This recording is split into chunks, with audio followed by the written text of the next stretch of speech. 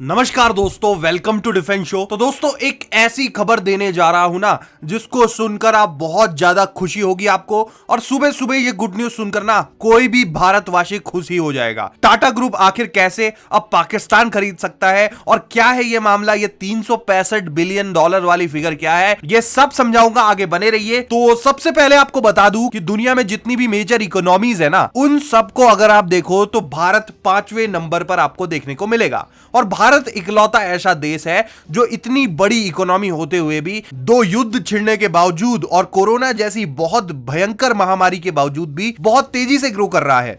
हमारे अलावा चाइना भी है, लेकिन चाइना की भी ग्रोथ उतनी ज्यादा नहीं है जितनी हमारी है। अगर आप परसेंटेज टर्म्स में देखें तो चाइना कुछ 4% के आसपास ग्रो कर रहा है, जबकि भारत 6.5 से 7% से ऊपर ग्रोथ दिखा रहा है। तो एक तरह से हम चाइना से आगे चल रहे हैं इस मामले में, लेकिन हमें और ज्यादा इंप्रूवमेंट की जरूरत है। और मैं चाहता हूं कि हम डबल डिजिट्स में ग्रोथ करें, और ऐसी चीजों में ना जितना इंप्रूवमेंट हो जाए उतना कम ही होता है। हमें हमेशा कोशिश करनी चाहिए कि हम और ज्यादा बेहतर करें। और पिछले 10 सालों में ना भारत के हर सेक्टर में ग्रोथ हुई है, और ताबड़तोड़ ग्रोथ हुई है। डिफेंस में आप देख लो, इंफ्रास्ट्रक्चर में आप देख लो, आईटी सेक्टर में आप देख लो, हमारा जो डिजिटल इंफ्रास्ट्रक्चर है, पेमेंट्स है, उसमें आप देख लो, हम ग्लोबल लीडर्स हैं इन चीजों में। अगेन डिफेंस में नहीं, बट डिजिटल सेक्टर और आईटी में हम बहुत ज्यादा आगे हैं। दुनिया भर की पेमेंट्स हम करते हैं। इसके अलावा इंफ्रास्ट्रक्चर में हम नंबर 1 पे लगभग आ ही गए हैं। और लगभग इसलिए मैं कह रहा हूं क्योंकि कुछ ही किलोमीटर्स की बात बची है, अमेरिका से थोड़ा सा पीछे हैं हम। लेकिन अगर आप फिर से कोई रिपोर्ट आती है आज, तो उसमें निश्चित रूप से हम ऑलरेडी आगे निकल चुके हैं, क्योंकि पुराने आंकड़े आए थे और अब जो नए आंकड़े आएंगे उसमें हम नंबर 1 पर बिल्कुल होंगे।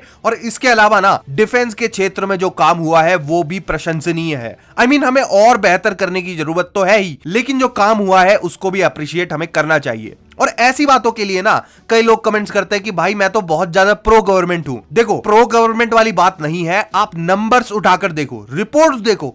कोई मुंह से अपने झूठ बोल सकता है, लेकिन नंबर्स झूठ नहीं बोलते। आप 10 साल पहले के नंबर्स देखो और अभी के नंबर्स देख लो। डिफेंस एक्सपोर्ट हम कितना करते थे, ये नंबर आप जरा चेक करो, और आप खुद चेक करो कि कई गुना बढ़ोतरी हुई है इसमें। इसके अलावा हमारी जियो पॉलिटिक्स में जो पकड़ बनी है वो तो है ही, जहां हमको थर्ड वर्ल्ड कंट्री बोल दिया जाता था और हमको पाकिस्तान और बांग्लादेश की इन तरह की इकोनॉमी के साथ कंपेयर किया जाता था। तो वही लोग आज कह रहे हैं कि भाई आप पाकिस्तान के साथ भारत को कंपेयर मत करो। जी हां, ऐसा ही सुनने को मिल रहा है, क्योंकि ये कमाल कर दिया है टाटा कंपनी ने। क्या कमाल है आगे बताता हूं। इससे पहले आपको टाटा कंपनी के बारे में थोड़ा सा बता देता हूं। टाटा ये जो ग्रुप है, मैं एक कंपनी की बात नहीं कर रहा, इसके अंदर जितनी भी कंपनीज हैं, फिर वो चाहे टाटा मोटर्स हो, टीसीएस हो, टाटा की एविएशन कंपनी हो, एयरलाइंस हो, नमक से लेकर जितने प्रोडक्ट्स ये बनाते हैं वो सब सारा टाटा ग्रुप के अंदर आता है। और भारत ही नहीं, दुनिया के सबसे बड़े बिजनेस ग्रुप्स में टाटा ग्रुप का नाम है। नाउ भारत में टाटा ग्रुप की एक अलग पहचान है, और टाटा ग्रुप को लोग बहुत ट्रस्ट के साथ जोड़ते हैं। और रतन टाटा जी तो बहुत लोगों के आइडल भी माने जाते हैं, और इनकी एक बहुत अच्छी रेप्यूटेशन भी है भारत में।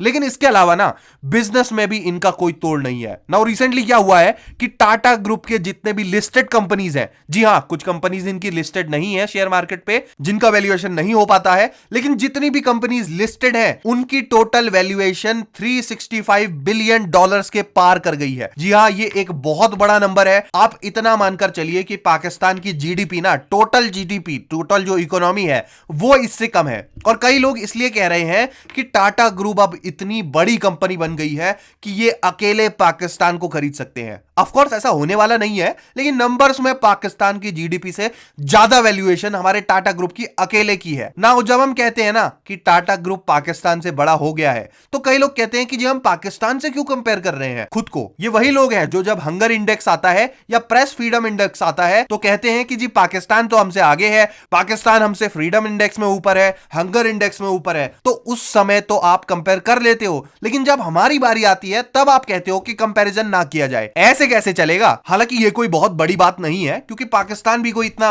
बड़ा देश रह नहीं गया है। ऑफ कोर्स हमें पाकिस्तान के साथ कंपेयर नहीं करना चाहिए, लेकिन जब और रिपोर्ट्स आती हैं उस समय भी आपको सेम अप्रोच रखनी चाहिए। फिर हमारी लिटरली एक कंपनी का वैल्यूएशन पूरी जीडीपी से जिस देश की ज्यादा हो उनके साथ कंपैरिजन बनता भी नहीं है। और पाकिस्तानियों को भी देखना चाहिए, क्योंकि नॉर्मल जो लोकल पाकिस्तानी नागरिक हैं उनके दिमाग में एक बात फिट कर दी जाती है कि पाकिस्तान तो इंडिया से बहुत आगे है, और आगे नहीं भी तो कंपैरिजन तो है ही। अब वो नंबर नंबर्स तो देखते हैं नहीं। तो उनसे भी मैं कहना चाहूंगा कि अगर कोई पाकिस्तानी भाई मेरी वीडियो देख रहे हैं, मैं आपको बताना चाहूंगा कि भारत में हमने पाकिस्तान की वैल्यू ही बहुत ज्यादा कम कर दी है। आई मीन कोई ज्यादा इंपॉर्टेंस रह नहीं गई है। और जब हमारी एक ही कंपनी की वैल्यूएशन जिस देश की जीडीपी से भी ज्यादा हो, उसे क्या ही इंपॉर्टेंस देनी। लेकिन हमें यह भी ध्यान देना है कि यह देश चाहे कितना ही कमजोर हो गया हो, हमारे पीओके पर कब्जा करके बैठा हुआ है और लगातार आतंकियों की घुसपैठ करवाता है। तो हमें ज्यादा उत्साहित भी नहीं होना चाहिए। हाँ, हम खुशी मना सकते हैं कि हमारी कंपनी की वैल्यूएशन इतनी ज्यादा बढ़ गई है, लेकिन यह भी याद रखना चाहिए कि हमें पीओके को वापस लेना है। और दूसरा, चाइना भी हमारा एक मेन कंपटीशन आज है। तो आप क्या सोचते हैं टाटा ग्रुप के बारे में? क्या आप कोई टाटा ग्रुप का प्रोडक्ट यूज करते हैं? आई मीन कोई भी प्रोडक्ट हो, गाड़ी से लेकर नमक तक, रिस्ट वॉच से लेकर ज्वेलरी तक, आप कुछ भी यूज करते हो तो बताओ, कमेंट सेक्शन में लिखो कि आपको टाटा ग्रुप कैसा लगता है, इनके प्रोडक्ट्स कैसे हैं। और ऐसे ही खबरों के लिए चैनल को सब्सक्राइब जरूर करो। जय हिंद, वंदे मातरम।